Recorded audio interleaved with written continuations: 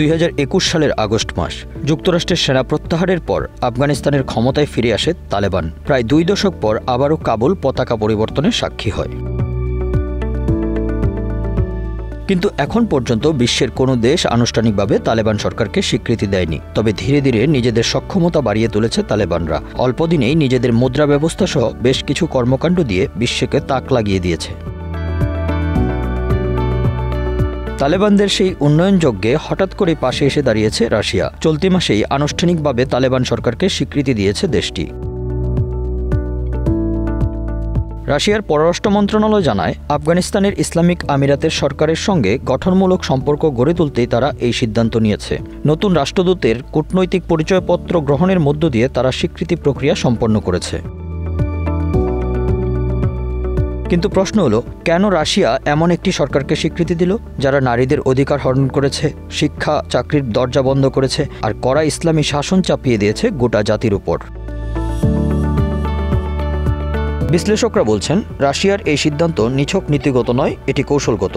আফগানিস্তান তার দক্ষিণ সীমান্তের একটি গুরুত্বপূর্ণ দেশ। সেখানে এক অস্থিরতা রাশিয়ার জন্য নিরাপত্তার ঝুঁকি তৈরি করতে পারে, বিশেষ করে মধ্য এশিয়ার মুসলিম প্রধান প্রাক্তন সোভিয়েত দেশগুলোর জন্য। এই ভূরাজনৈতিক বাস্তবতা রাশিয়াকে তালেবান সরকারের সঙ্গে সুসম্পর্ক গড়তে বাধ্য করেছে, কারণ তালেবানকে বাইরে রেখে আফগানিস্তানের স্থিতিশীলতা নিশ্চিত করা কঠিন। আরেকটি বড় কারণ পশ্চিমা প্রভাব কমিয়ে আনা। আফগানিস্তানে মার্কিন যুক্তরাষ্ট্রের ব্যর্থতা ও প্রস্থানকে রাশিয়া দেখছে নিজেদের সুযোগ হিসেবে।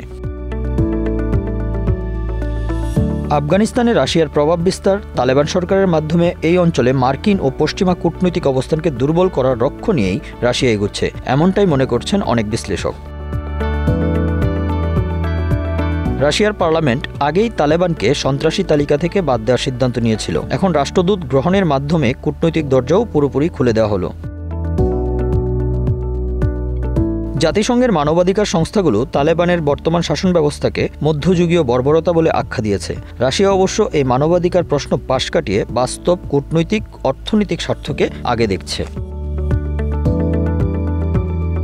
আফগানিস্তানে রয়েছে বিপুল খনিজ সম্পদ, বিশেষত লিথিয়াম ও দুষ্প্রাপ্য খনিজ, আর সেখানেই নজর পড়েছে রাশিয়ার। চীনের মতো রাশিয়াও চাইছে এই সম্পদে সহজ প্রবেশাধিকার, আর তালেবান সরকার এই প্রবেশাধিকার দিতে প্রস্তুত যদি স্বীকৃতি ও বিনিয়োগ আসে। রাশিয়ার এই স্বীকৃতি হয়তো অন্যান্য আঞ্চলিক শক্তিকে উৎসাহিত করবে, বিশেষত ইরান, চীন বা মধ্য এশিয়ার অন্য কিছু দেশকে। তবে এই সিদ্ধান্ত যে শুধু কূটনৈতিক নয়, বরং নিরাপত্তা, অর্থনীতি এবং ভূরাজনীতির একটি বড় চাল, এটি এখন স্পষ্ট। আফগানিস্তান এই দেশ একসময় সোভিয়েত বাহিনীর জন্য ছিল মৃত্যুপুরী। আজ সেই দেশেরই কূটনৈতিক মিত্র হতে চলেছে। ইতিহাস কিভাবে ঘুরে দাঁড়ায় তারই এক জ্বলন্ত দৃষ্টান্ত রাশিয়া ও তালেবান সরকারের সম্পর্ক। Bangla affairs news desk.